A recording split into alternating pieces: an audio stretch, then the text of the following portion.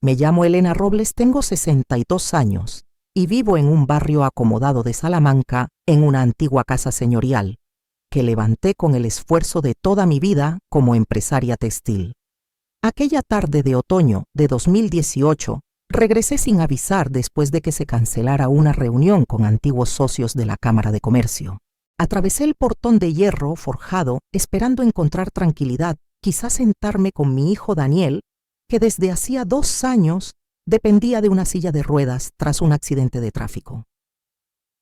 Quería contarle anécdotas de cuando era niño o ver juntos una película como en los viejos tiempos. Sin embargo, apenas toqué el suelo frío del recibidor, una sensación de desasosiego me recorrió el pecho. La casa estaba extrañamente silenciosa. Avancé despacio hasta que oí voces procedentes del salón. La más aguda y cortante era inconfundible Laura, mi nuera. Me quedé paralizada al escuchar sus palabras lanzadas como cuchillos en la penumbra: tu madre gorda me da asco, y tú también inútil. Sentí cómo se me helaba la sangre. Me asomé con cuidado y vi a Laura erguida, los brazos cruzados, enfundada en un vestido ajustado con un logo de diseñador. Su mirada era dura, sin un gramo de compasión. Frente a ella, Daniel, mi hijo, agachaba la cabeza, apretando con fuerza los reposabrazos de la silla. Sus dedos tensos y blancos revelaban el dolor que callaba. Ese joven, que una vez fue mi orgullo, ingeniero, brillante, lleno de proyectos, estaba reducido a una sombra silenciosa. Quise entrar a abrazarlo, gritarle a ella, pero mis piernas parecían de plomo. Retrocedí un paso y el tacón rozó el mármol, produciendo un sonido que retumbó en mi alma. Laura giró la cabeza de golpe, pero ya me había ocultado tras la pared con el corazón desbocado. Ella no me vio. Cogió su bolso caro, las llaves del coche y salió por la puerta trasera. El eco de sus tacones se fue perdiendo hasta dejar un silencio sepulcral. Yo permanecí oculta en la penumbra, sintiendo que el mundo se derrumbaba bajo mis pies. Aquella casa de más de 25 millones de euros, símbolo de décadas de sacrificio, se había convertido en escenario de humillaciones. Todo lo que había construido para asegurar a Daniel una vida digna era ahora motivo de desprecio. Una semana después, en secreto, contacté a un notario de confianza. Vendí la vivienda en silencio y organicé nuestra marcha. Cuando Laura regresó, solo encontró un sobre la mesa. Gracias por mostrarme quién eres. No volverás a saber de nosotros. Su grito desesperado resonó en las paredes vacías. Para mí fue el principio de una nueva vida.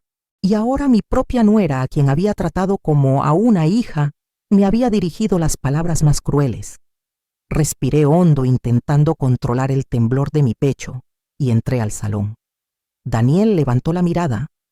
Sus ojos estaban enrojecidos, pero se apresuró a secarlos con la mano, fingiendo que nada ocurría.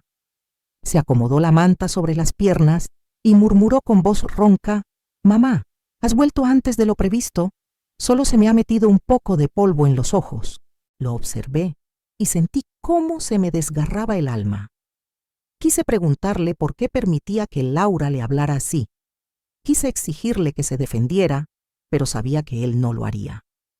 Siempre había sido igual ocultar el dolor para no preocuparme. Me limité a poner una mano sobre su hombro, apretándolo con suavidad, y le dije: «Subo a preparar unos papeles. Descansa un rato, hijo». Mi voz sonó tranquila, aunque por dentro rugía un huracán. Subí las escaleras lentamente. Cada peldaño era como arrastrar una piedra enorme. Cerré la puerta de mi habitación, me quité los zapatos y me dejé caer en la butaca junto a la ventana.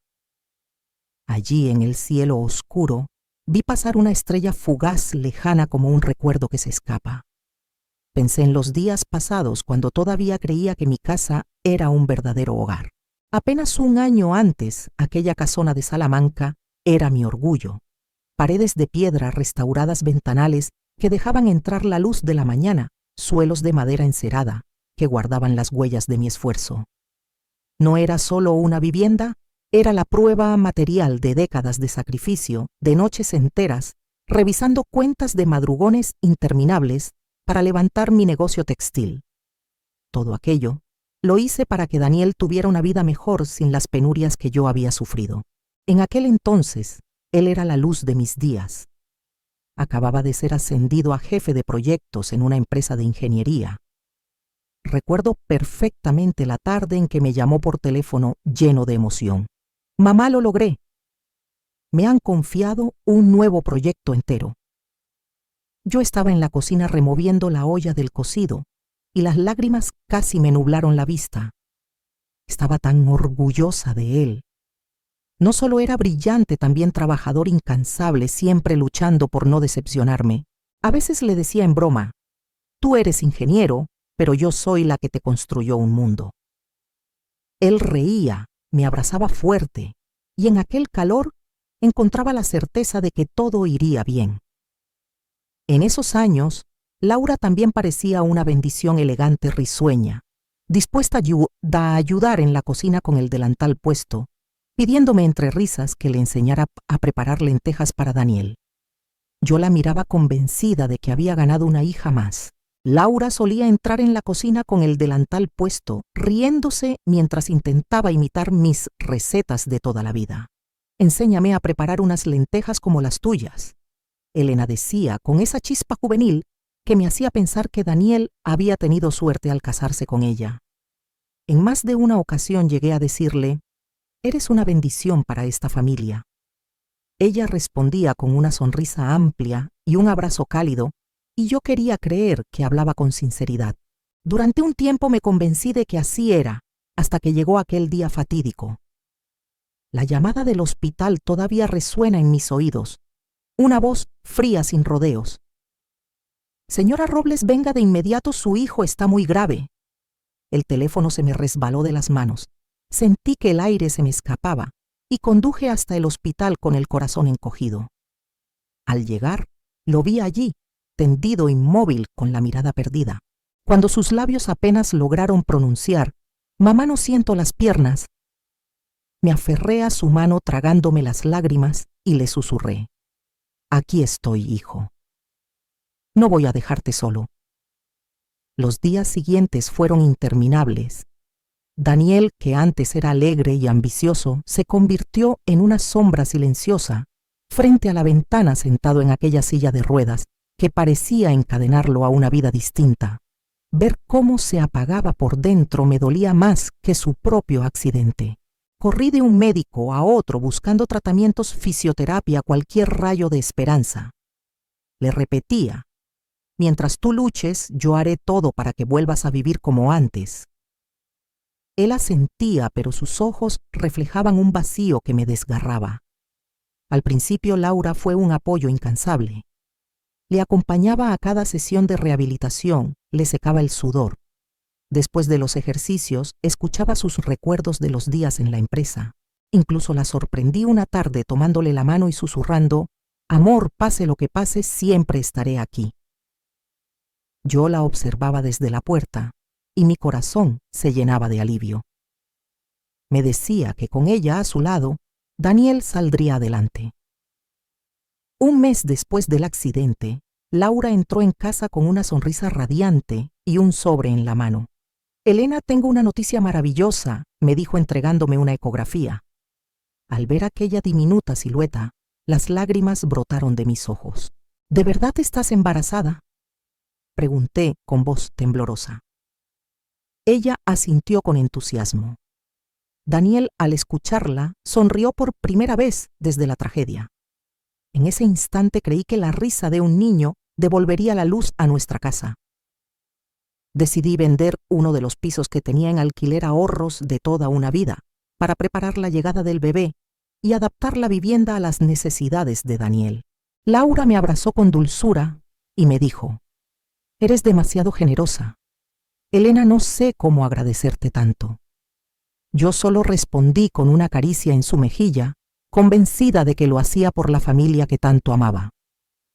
Sonreí con suavidad y moví la mano para quitarle importancia. «Lo hago por nuestra familia», le dije con sinceridad. Entonces recordé un estuche guardado en mi armario desde hacía décadas, el juego de joyas de oro blanco que había pertenecido a mi madre. Se lo entregué a Laura con un nudo en la garganta. es de tu abuela política. Lo he conservado todos estos años. Úsalo si lo necesitas, no te prives. Ella lo recibió con los ojos brillantes y me aseguró: lo cuidaré como un tesoro, mamá. Para que no se agotara tanto en los cuidados de Daniel, acepté su propuesta de contratar ayuda. Llegó Miguel, un joven fuerte de aspecto servicial que según ella era muy de confianza. Se ocupaba de limpiar la casa y de asistir a Daniel cuando debía moverse de la silla. Aquello me dio cierto respiro. Pensé que todo marchaba en la dirección correcta. Por las noches nos reuníamos en la cocina. Compartíamos platos sencillos, un caldo, unas croquetas, una tortilla de patatas, y en esa mesa modesta recuperábamos un poco de calor familiar. Daniel comenzó a hablar más, contaba anécdotas de la rehabilitación, describía a otros pacientes del centro. Laura permanecía a su lado, atendiéndole, acercándole el vaso de agua o el pan. Yo los miraba tranquila, convencida de que había acertado al confiar en ella. Hasta que una noche, mientras revisaba periódicos viejos en mi habitación, escuché su risa desde el balcón. Era una risa dulce, demasiado distinta a la que solía dedicar en casa. La escuela acompañaba una voz masculina grave que me resultaba extrañamente familiar. No presté demasiada atención, traté de convencerme de que sería un cliente o un amigo. Laura trabajaba en el mundo de la moda, y aquel tono alegre podía ser parte de su profesión. Sin embargo, la inquietud se me instaló en el pecho como un grano de arena que no deja caminar en paz. Sacudí la cabeza para alejar la sospecha. Me repetí: «Estás exagerando, Elena». Pero con los meses, cuando ya tenía 4 de embarazo, empecé a notar una distancia invisible en mi propia casa. La vivienda, antes llena de risas y aromas de guisos, parecía cubierta por una bruma fría. Era como contemplar un cuadro precioso en el que de repente aparecen grietas diminutas apenas perceptibles. Laura comenzó a llegar cada vez más tarde. Al principio lo justificaba con cenas de trabajo, presentaciones, eventos de la firma. «Mamá, en mi sector es así. Tengo que relacionarme», decía sonriendo, aunque aquella sonrisa empezaba a notarse forzada. Yo le advertía: «Cuida tu salud. Me preocupa que corras de un lado a otro estando embarazada». Ella respondía quitándole importancia: «No te preocupes, sé cómo equilibrar las cosas». Las cenas de 3 fueron desapareciendo. Preparaba cocidos completos con flan, incluido el postre preferido de Daniel, y al final solo nos sentábamos él y yo frente a frente. Laura enviaba un mensaje breve: «Estoy ocupada, cenad vosotros dos». Miraba a mi hijo, sirviéndose en silencio, y un peso inmenso me caía sobre el corazón. Poco a poco empecé a notar pequeños detalles que me inquietaban. Laura se quedaba aislada en un rincón, enviando mensajes desde el móvil, con una sonrisa que jamás había dedicado ni a Daniel ni a mí. Una tarde, con curiosidad, le pregunté: «¿Con quién hablas que te pones tan contenta?». De inmediato bloqueó la pantalla con un gesto brusco. Con una compañera de trabajo, contestó en voz baja, algo apurada.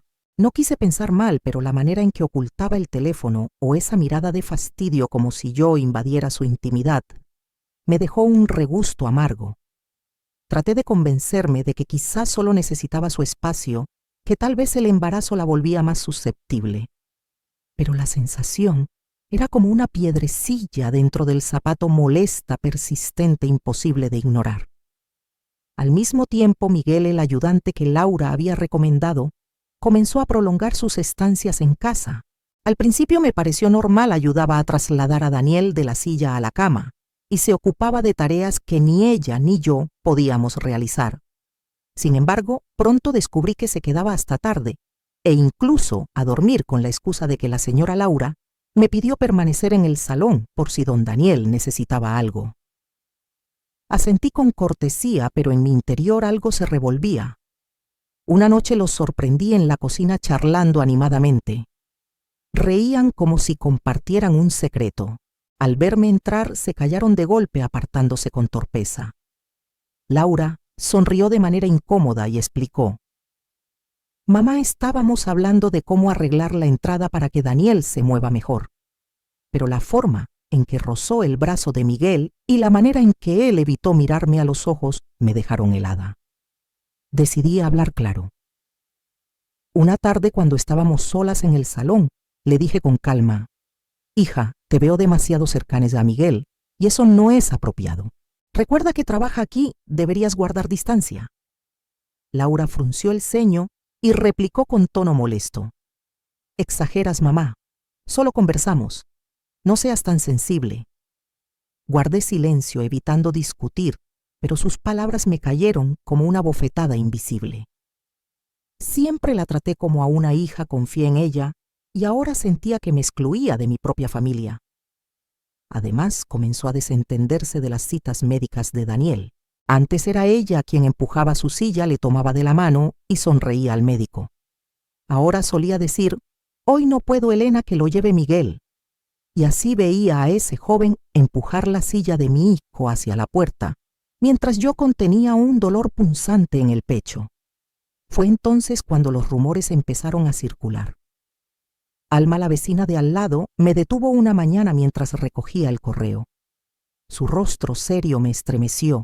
«Elena, no quiero meterme, pero deberías fijarte en Laura». «Elena, no quiero meterme, pero fíjate en Laura», me dijo Alma, la vecina de al lado, mientras recogíamos el correo. «La he visto varias veces con un chico joven en la cafetería de la esquina». Y no era Daniel. Forcé una sonrisa para salir del paso. «Seguro que te equivocas, Alma. Laura anda liadísima con el trabajo. Será algún compañero».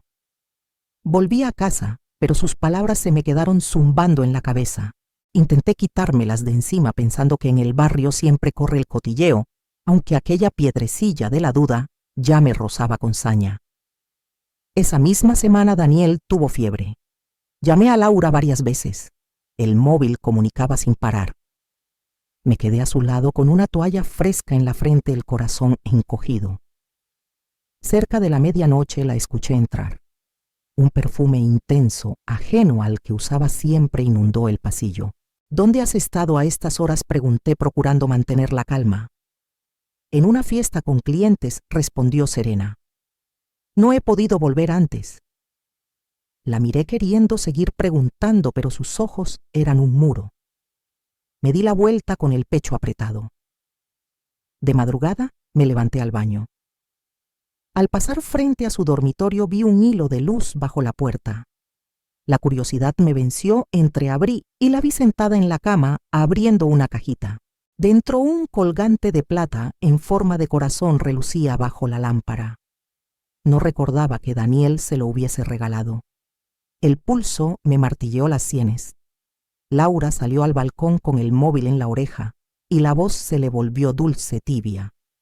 «Amor, te echo de menos. ¿Cuándo nos vemos?». Me alejé de puntillas con las piernas temblando. Volví a la cama, pero el sueño no regresó. Las piezas encajaban de una manera insoportable.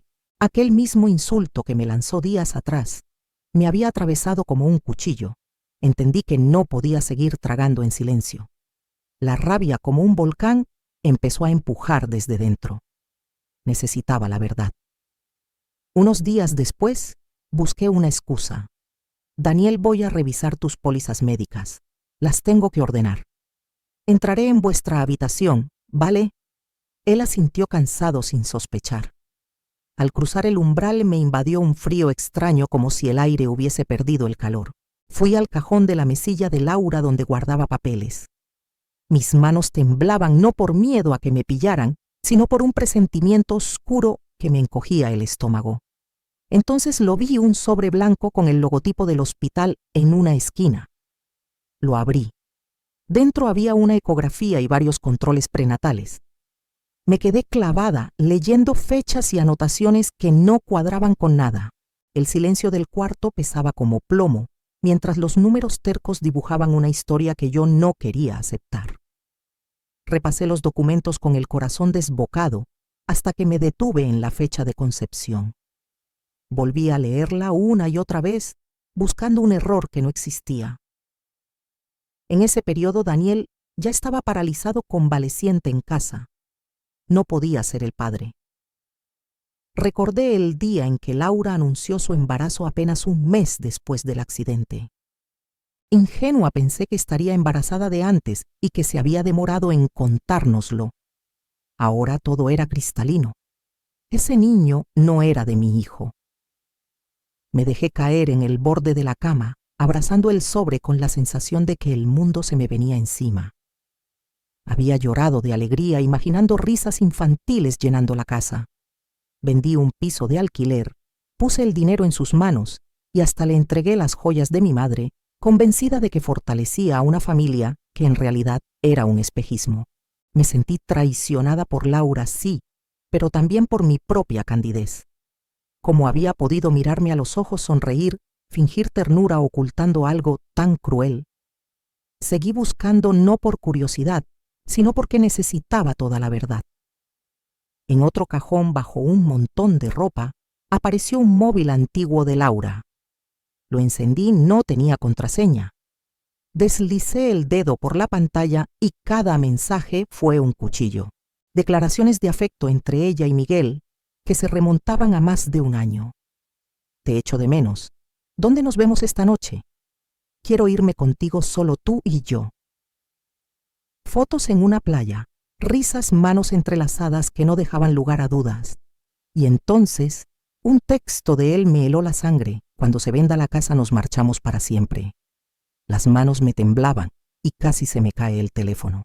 Volví a colocar todo con meticulosa calma y salí del dormitorio intentando que mi rostro no delatara el terremoto interior. Laura no estaba. Daniel miraba por la ventana abstraído. Pasé junto a él y le sonreí. He encontrado los papeles, hijo.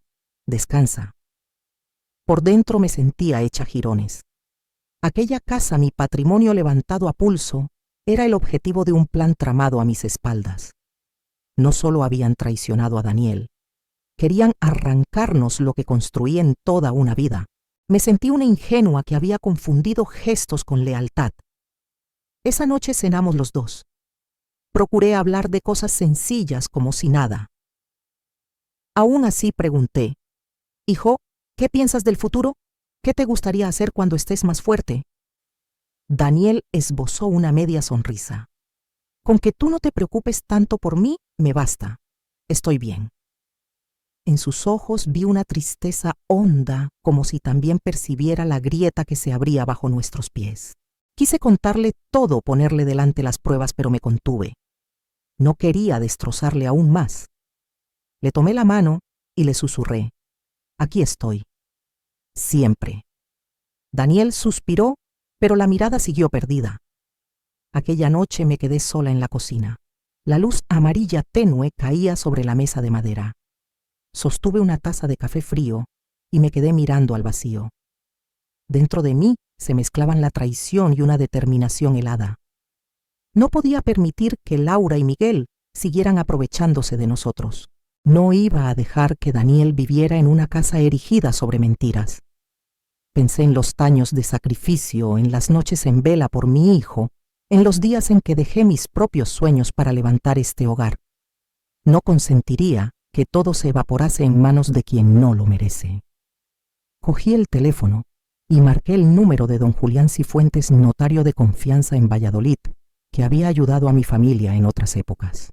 Cuando respondió, mi voz sonó firme, más fría que nunca. Julián, necesito verle este fin de semana. Es importante. Preguntó un par de cosas. Corté en seco. Se lo explicaré en persona. Tenga la documentación preparada. Colgué con la sensación de haber cruzado un umbral. Ya no había espacio para la duda. A la mañana siguiente, madrugué cuando la claridad aún no empujaba las persianas. Me planté frente al espejo. Mis ojos ya no eran los de una madre que traga dolor. Había en mí algo nuevo resuelto, como si hubiera encontrado otra versión de mí misma, una mujer dispuesta a proteger a su hijo y lo que es suyo. Me puse una blusa sencilla, recogí el cabello y tomé el autobús hacia Valladolid. El traqueteo del viaje no hizo mella en mi cabeza ocupada en una sola idea. Pensaba en Daniel, en sus ojos tristes. Pensaba en los insultos de Laura, en los mensajes con Miguel. Cada recuerdo era una puñalada, pero en vez de hundirme me templaba. En la notaría Cifuentes me recibió con un apretón de mano sobrio. Elena, dígame. Le relaté con calma lo imprescindible, la fecha de concepción, el móvil antiguo, los planes sobre la casa. Concluí: quiero blindar mi patrimonio.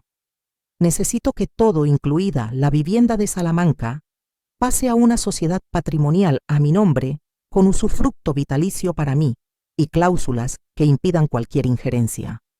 Además, poderes preventivos y cambios en testamento. Él frunció el ceño, tomó notas rápidas y asintió. Entiendo.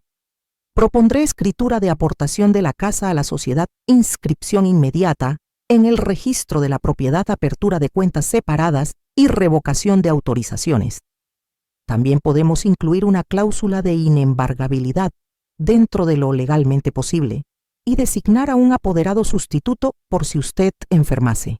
Hágalo ya, Julián. No tengo tiempo que perder. Me miró sorprendido por mi decisión y respondió: de acuerdo, Elena. Me ocuparé de todo hoy mismo.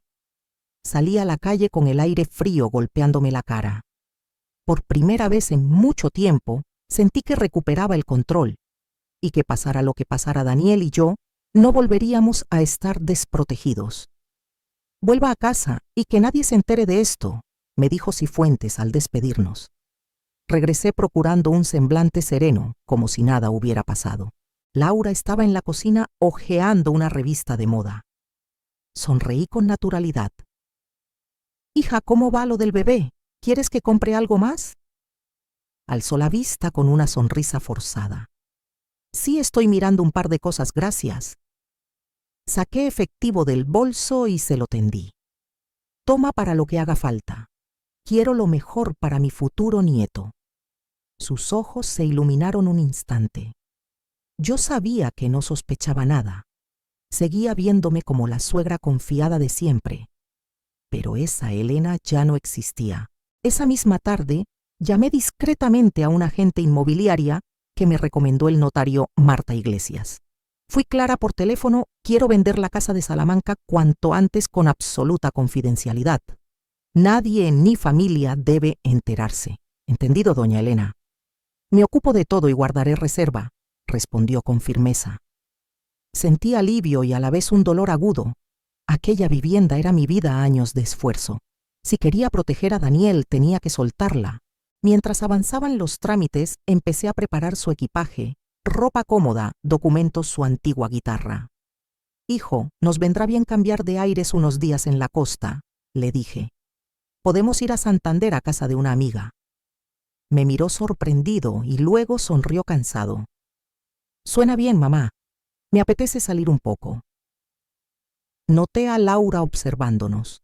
Al oír viaje, cruzó una mirada con Miguel, que fregaba el suelo en silencio.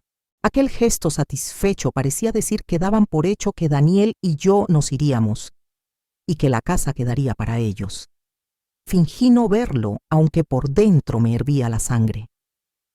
De noche, con la casa dormida, me encerré en el despacho a revisar papeles. Borré rastros de movimientos bancarios y dejé clasificados los documentos de la sociedad patrimonial. Fui meticulosa, como quien se prepara para una guerra. Casi a medianoche oí un coche detenerse en la verja. Me asomé tras la cortina. Laura y Miguel bajaron riendo. Amor, quedan pocos días y estará todo listo, le escuché a ella, liviana como una pluma. Él le tomó la mano y murmuró algo que no alcancé a oír. Cerré los ojos un segundo, contuve el temblor. Creen que han ganado, me dije, pero no me conocen. Una semana después, mientras estaba en la cocina, sonó el móvil. La voz firme de Cifuentes atravesó el ruido de la campana. Elena, el contrato de venta está firmado y presentado en el registro de la propiedad. En cuanto la notaría liquide, ejecutamos el resto. Apoyé la mano en la encimera y respiré hondo. Por primera vez en mucho tiempo sentí que el tablero se movía a mi favor. Ahora sí, la siguiente jugada era nuestra. El dinero estará en la cuenta en 48 horas. ¿Lo tiene todo preparado?, dijo Cifuentes por teléfono. Tomé aire antes de responder: sí, Julián. Gracias. Colgué y me quedé mirando por la ventana cómo el sol encendía los árboles del patio. Dolía, pero junto al dolor apareció una sensación nueva: libertad. Recuperaba el control de mi vida y la de Daniel. Ya no era la madre que solo traga y aguanta. Estaba convirtiéndome en una mujer capaz de hacer lo que hiciera falta para proteger a los suyos. La mañana en que llegó la transferencia me levanté antes del amanecer. La claridad tenue se filtraba por la persiana y acariciaba el suelo de madera de una casa que para mí había dejado de ser hogar. Me planté ante el espejo, una mujer de 62 años con canas y una chispa nueva en los ojos. Respiré hondo. Un frío sereno me recorrió las venas. Aquel día Daniel y yo desapareceríamos de la vista de Laura y Miguel, dejando atrás las mentiras. Retiré en el banco lo imprescindible en efectivo. El resto, como había organizado Cifuentes, estaba ya a buen resguardo en la sociedad patrimonial y en cuentas separadas. Todo estaba listo. Entré en la habitación de mi hijo. Dormía con el gesto tranquilo, aunque una sombra de tristeza le fruncía el entrecejo. Le toqué el hombro con suavidad. «Cariño, despierta. Nos vamos unos días a la costa, te vendrá bien cambiar de aire». Abrió los ojos aún somnoliento y esbozó una sonrisa. «Me parece bien, mamá. Necesito salir». No añadí nada. Le ayudé a vestirse y a prepararse. La maleta ya estaba hecha, ropa cómoda, documentación, su vieja guitarra y una foto de familia de cuando todo estaba en su sitio. Había gestionado un coche adaptado con un conocido chofer, Juan, que alguna vez me llevó a gestiones en Valladolid. Doña Elena, segura de que no necesita nada más, preguntó al verme. «Solo discreción, Juan. Llévenos y no comente esto con nadie», respondí. Subí a Daniel con cuidado, plegué la silla de ruedas y la coloqué en el maletero. Antes de cerrar, miré la casa por última vez, la verja de hierro, las paredes claras, el pequeño jardín que cuidé tantos años. Todo eso pasaba a ser recuerdo. No quise volver la cabeza. En la mesa del comedor dejé un sobre. Dentro una nota escrita a mano la noche anterior, cada palabra grabada a fuego. «Gracias por mostrarme quién eres. Desde hoy mi hijo y yo seguimos nuestro camino lejos de ti». Cerré la puerta con calma. El motor arrancó y mientras el coche se alejaba sentí que el nudo del pecho empezaba por fin a aflojarse. El tablero estaba a nuestro favor y por primera vez en mucho tiempo no tenía miedo. Medité mucho antes de escribir aquellas líneas. Quería que Laura entendiera que lo había visto todo, que lo había comprendido todo, pero no pensaba malgastar ni una palabra más con ella. Dentro del sobre dejé también una copia de la demanda de divorcio que Daniel ya había firmado. Unos días antes me había sentado con mi hijo y le conté la verdad entera, la fecha de concepción, los mensajes con Miguel, las fotos.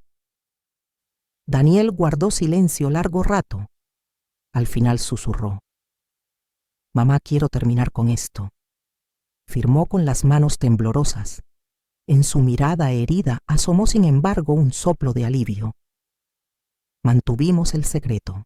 Nadie en casa sospechó nada. El coche adaptado arrancó y nos sacó de Salamanca rumbo al norte hacia la costa. Yo había reservado por internet un piso sencillo en Santander con ascensor y pasillos amplios pensado para que Daniel se moviera sin obstáculos. Durante el trayecto miró por la ventanilla en silencio. Cuando aparecieron los prados verdes, sonrió apenas. «Es precioso, mamá». Le tomé la mano. «Desde hoy empezamos de nuevo tú y yo». Asintió y sentí entre nosotros una complicidad distinta, como si cruzáramos juntos a otra vida. Nada más llegar, bloqueé los números de Laura y Miguel, apagué el móvil antiguo y coloqué una tarjeta nueva. Quería cortar de raíz cualquier contacto, borrar el rastro. El piso estaba cerca del mar pequeño, pero acogedor, paredes azul claro, y un balcón desde el que se adivinaban las olas. Me quedé allí un momento respirando el aire salino. Extrañamente, la calma me envolvía, el dolor y la rabia se iban deshaciendo como espuma. Aquella tarde abrí en el teléfono la aplicación de las cámaras de seguridad de la casa de Salamanca. Vi a Laura entrar a toda prisa y quedarse paralizada ante el vacío, sin muebles, sin cuadros, sin huellas de nosotros. Solo el sobre la mesa. Lo abrió, leyó, y la palidez le borró el gesto. Marcó una y otra vez sin éxito. Gritó pidiendo a Miguel. Cuando él llegó, discutieron a voces, lo sabe todo. ¿Y ahora qué hacemos?, chilló ella. Apagué la pantalla. Ya no era mi problema. Salí al balcón. El viento me despeinó, pero me sentí libre. Pensé en los años de sacrificio, en las veces que me tragué las lágrimas para sonreírle a mi hijo. Creí que estaba condenada a soportarlo todo en silencio. Sin embargo, allí, frente al Cantábrico, comprendí que aún me quedaba fuerza para rehacerme. Desde dentro la voz de Daniel me llamó. Mamá, ven, mira el mar. Me giré. Estaba en su silla sonriéndome con una luz que hacía meses no le veía. Y supe que por fin el camino volvía a ser nuestro. Aquella sonrisa sencilla pero limpia era justo la luz que él necesitaba. Me acerqué, me senté a su lado y nos quedamos mirando el Cantábrico en silencio. Hijo, vamos a estar bien, le dije con firmeza. Daniel me apretó la mano. Lo sé, mamá. La primera mañana en Santander me desperté cuando el amanecer doraba el mar. El rumor constante de las olas entrando por la ventana sonaba a saludo de un mundo nuevo, sin humillaciones de Laura ni mentiras pesando sobre el alma. Miré a mi hijo sentado en su silla con una expresión más serena de lo habitual. Damos un paseo, le propuse en voz baja. Él suspiró y por fin sonrió. Claro, mamá. Hacía mucho que no olía el mar. Empujé la silla hasta la playa del Sardinero. El aire salado y el sol tibio nos envolvieron a cada paso. Daniel respiró hondo. Aquí uno nota la paz, murmuró. Dentro de mí se encendió una claridad que hacía meses no sentía. Con sus brillos y su brisa, Santander abría un capítulo nuevo para nosotros. Sabía que no quería quedarme sentada dejando pasar los días. Necesitaba hacer algo no solo para combatir el aburrimiento, sino para demostrarme que aún me quedaba coraje. Una mañana, al pasar frente al centro cívico del barrio, vi un cartel.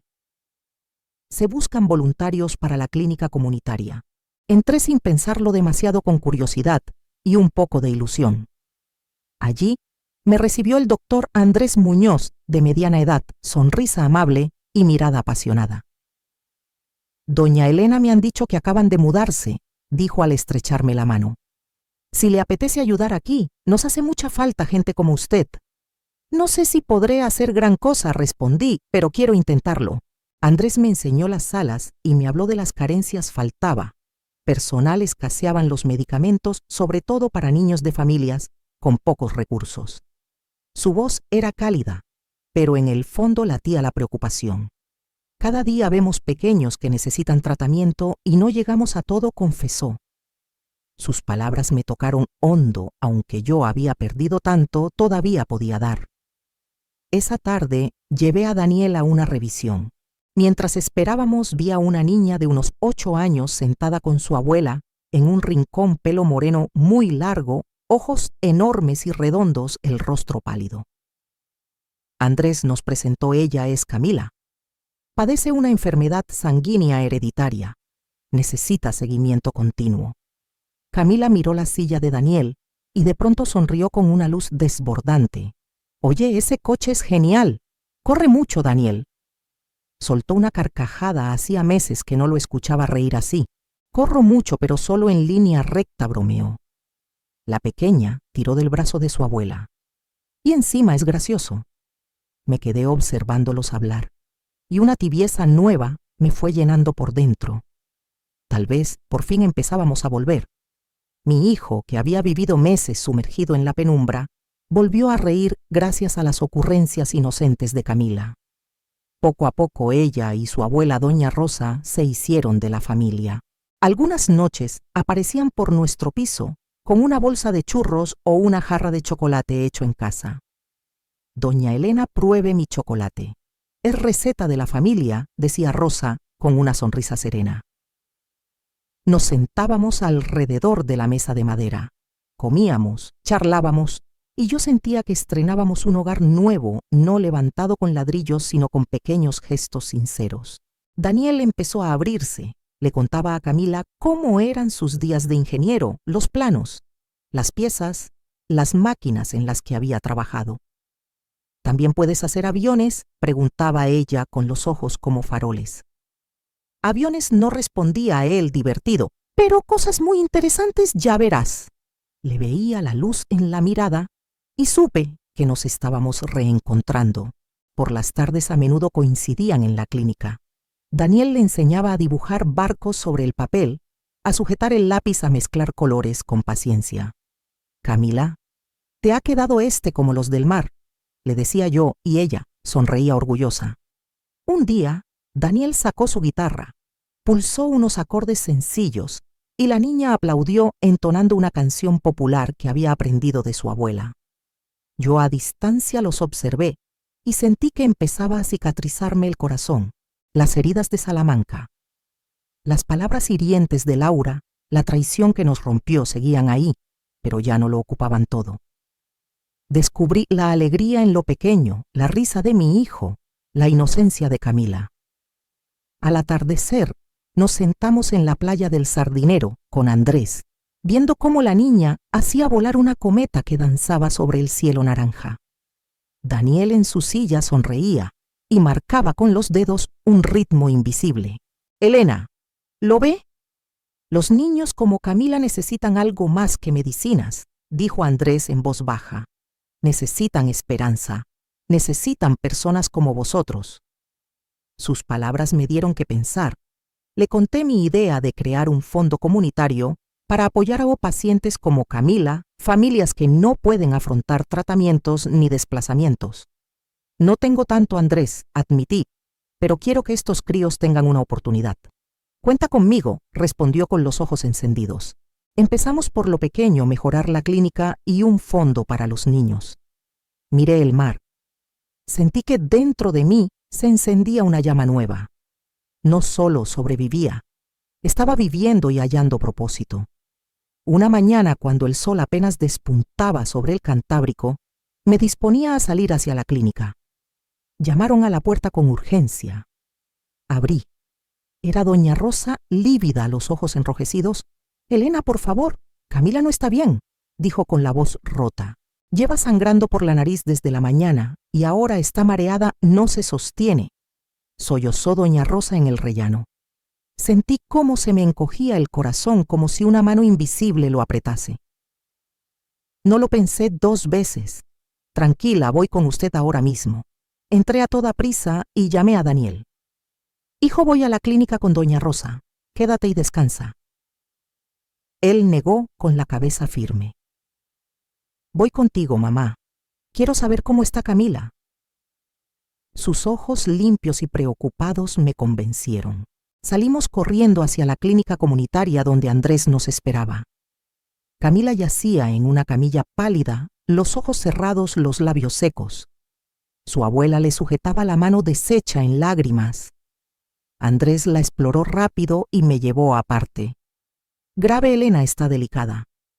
Necesita un medicamento específico ya, o habrá que trasladarla al Valdecilla. Aquí no lo tenemos, y es caro». «¿Cuánto?», pregunté con la voz hecha un hilo. «Alrededor de 5.000 euros para la dosis que la estabilice». Me quedé helada. Gran parte de mi dinero estaba ya inmovilizado en la sociedad patrimonial, y el banco llevaba días con incidencias en la cuenta operativa.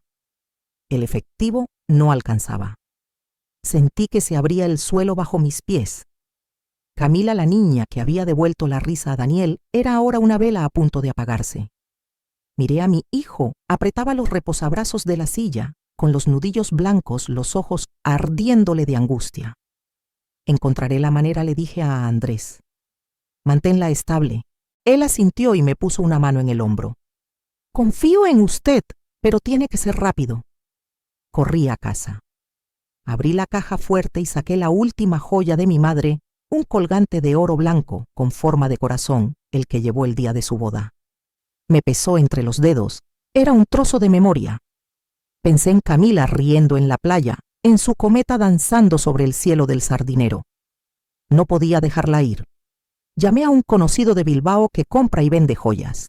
Elena, esta pieza es muy buena. ¿Estás segura?, preguntó. Véndela. Necesito el dinero hoy, respondí sin titubeos. Mientras se gestionaba la adquisición del fármaco desde la farmacia hospitalaria, regresé a la clínica. Daniel estaba sentado junto a Camila cogiéndole la mano y contándole en voz baja la historia de una cometa que cantaba cuando subía muy alto. La niña abrió los ojos apenas y esbozó una sonrisa diminuta. Me quedé de pie a un lado conteniendo la respiración. No sabía todavía cómo, pero sentí que íbamos a sacarla adelante. Y por primera vez en días, una rendija de esperanza dejó pasar la luz. Camila, esta cometa es especial, le susurraba Daniel. Sube muy alto, canta fuerte y se lleva los sueños de todos. La niña, débil, aún esbozó una sonrisa. Tío, quiero ver esa cometa. Me quedé en el quicio de la puerta con las lágrimas a punto de caer. Mi hijo, que se había ahogado tanto tiempo en su propio dolor, usaba ahora ese mismo dolor para dar consuelo. Sentí una fuerza nueva en él y también en mí. Ya no peleaba solo por Daniel, sino por personas como Camila, por quienes nos necesitan. Al caer la tarde, llegó el medicamento. Andrés administró la primera dosis y colocó el suero con manos precisas. Las horas siguientes se hicieron interminables. Al fin la niña abrió los ojos y nos regaló una mueca cansada. Está estable, anunció él, pero debemos vigilarla. Doña Rosa se me echó encima llorando. Elena, si no llega a ser por usted mi nieta. La abracé dándole palmaditas en la espalda. Somos familia, Rosa. A Camila no la dejaremos sola. Por dentro, sin embargo, noté un vacío. Se había ido la última joya de mi madre y con ella un trocito de memoria. Aún así, había salvado a Camila, y eso valía más que cualquier recuerdo. De camino a casa compartí con Daniel y Andrés la idea que llevaba días rumiando crear un fondo solidario para niños y mujeres vulnerables del barrio. No quiero que ningún crío como Camila vuelva a esperar una medicina, dije firme. Daniel me miró con los ojos encendidos. Cuenta conmigo, mamá. Enseñaré dibujo, música, lo que haga falta. Andrés me tomó la mano. Adelante. Lo levantaremos paso a paso. Sus promesas fueron como una brisa fresca borrando cicatrices. Esa noche tumbada, repasé todo lo vivido. Había perdido una reliquia familiar, pero había encontrado una luz nueva. Pensé en la sonrisa débil de Camila, en la mano de Daniel apretando la suya en el murmullo del Cantábrico, devolviéndonos la calma. Mi corazón, marcado por heridas viejas, latía ahora con esperanza. 3 meses de papeleo, llamadas y pequeñas donaciones, después abrimos las puertas del Fondo Faro del Cantábrico en un local remodelado del barrio. Me planté frente a la entrada con orgullo y un cosquilleo nervioso. Paredes azul mar, un despacho modesto, un rincón de biblioteca con estanterías de colores y una zona de juegos con columpios de madera. Miré alrededor, vecinos, niñas y niños, algunos pacientes de la clínica, todos reunidos para celebrar. Había perdido mi casa de Salamanca y la confianza en Laura, pero ahora estaba levantando algo mayor que cualquiera de mis paredes, un hogar para toda una comunidad. Y supe que pase lo que pase, esa llama ya no volvería a apagarse.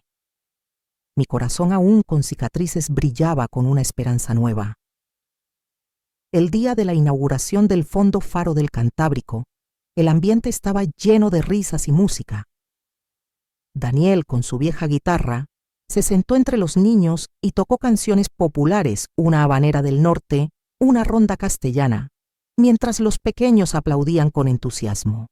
«Tío, Daniel, toca la otra», gritó uno. «Vale», rió él, «pero tenéis que cantar más alto que yo».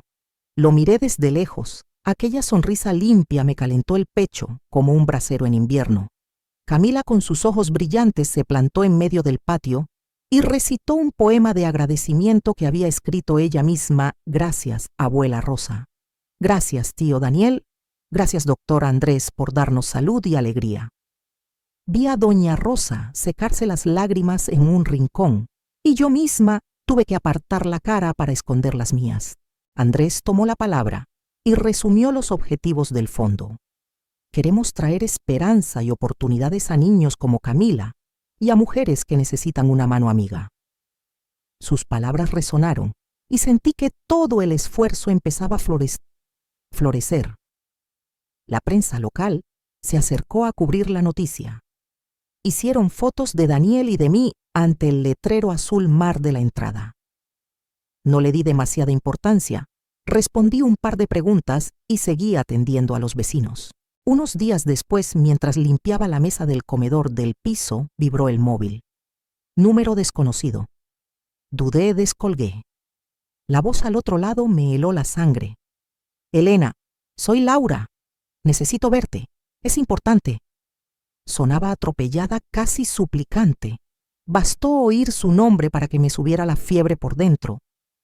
Los insultos, las mentiras, los mensajes con Miguel, todo se me vino como una ola. Colgué sin decir palabra. Aún así, una mala taquicardia se me instaló en el pecho como si el pasado quisiera colarse a escondidas. Esa noche encendí la televisión para distraerme y me quedé de piedra. El informativo hablaba de una operación contra el blanqueo de capitales y el fraude financiero vinculado a una red de tráfico de drogas. Entre los investigados aparecían Laura y Miguel. Salían imágenes de cámaras de seguridad, los rostros pixelados, pero no había duda. Se me estremecieron las manos no por miedo, sino por una mezcla de rabia y alivio. La verdad salía a la luz. No me alegraba, pero al menos ponía nombre a mis sospechas.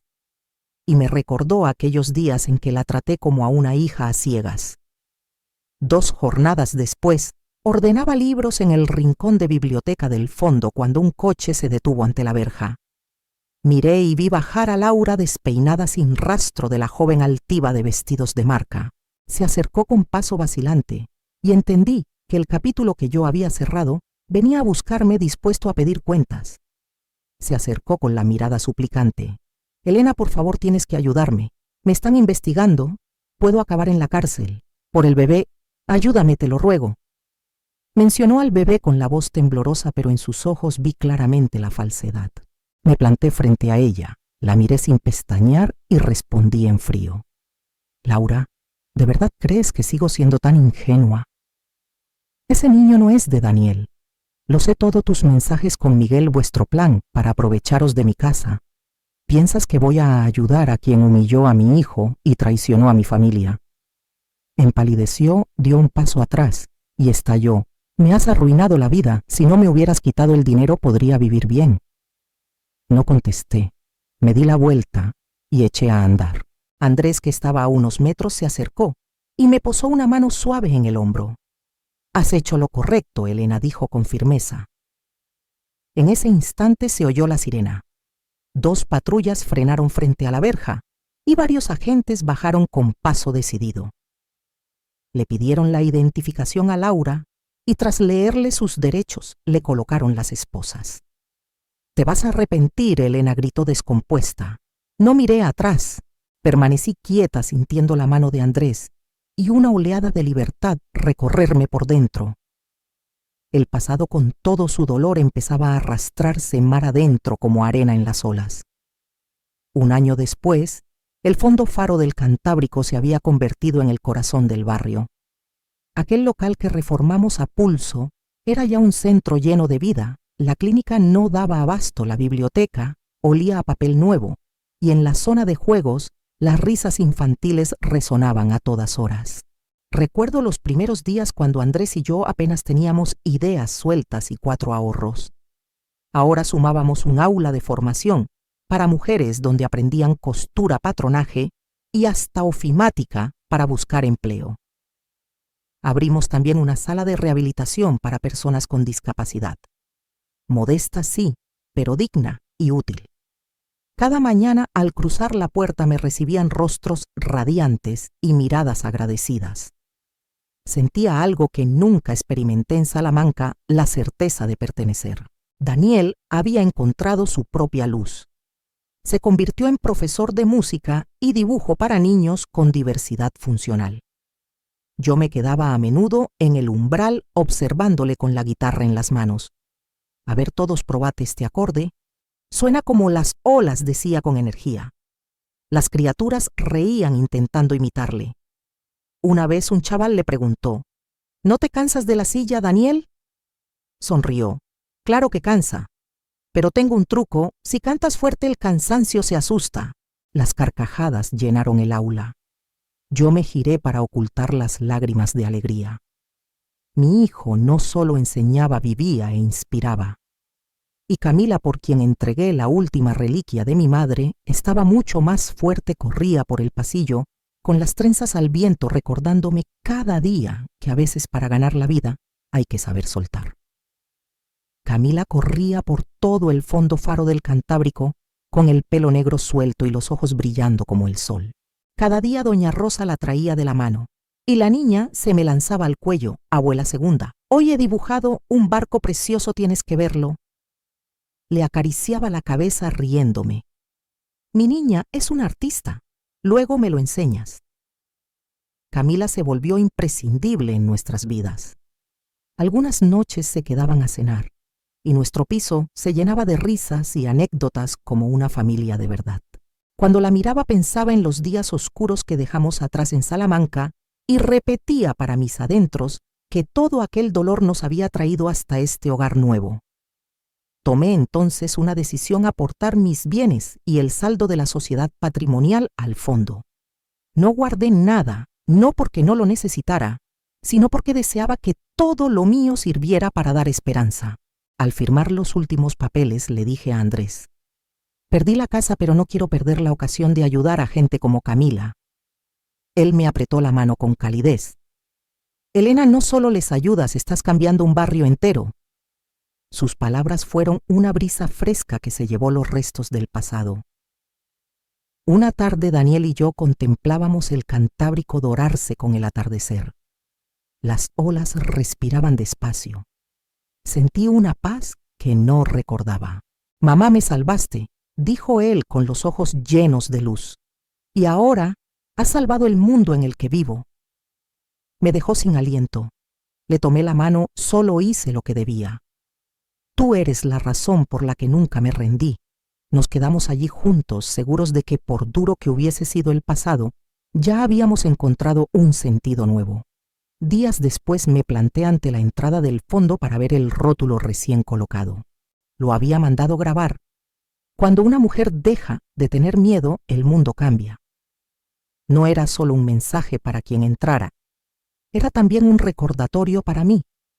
Pensé en las humillaciones, en las noches de llanto silencioso.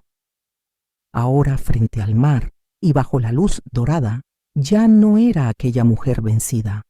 Era Elena, una madre que atravesó la oscuridad hasta encontrar la luz. El rumor de las olas parecía cantar un renacer. Sonreí sintiendo la paz llenarme por completo. De ahora en adelante viviría para los días luminosos que vinieran. Esta historia, aunque ficcionada, bebe de vivencias reales. Los nombres y lugares se han cambiado para proteger a los implicados.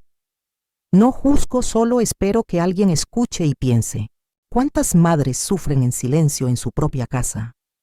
Si estuvieras en mi lugar, ¿callarías para mantener la paz o te alzarías para recuperar tu voz? Cuéntame desde qué ciudad de España me estás escuchando. Cada historia es una vela que puede alumbrar el camino de otra persona.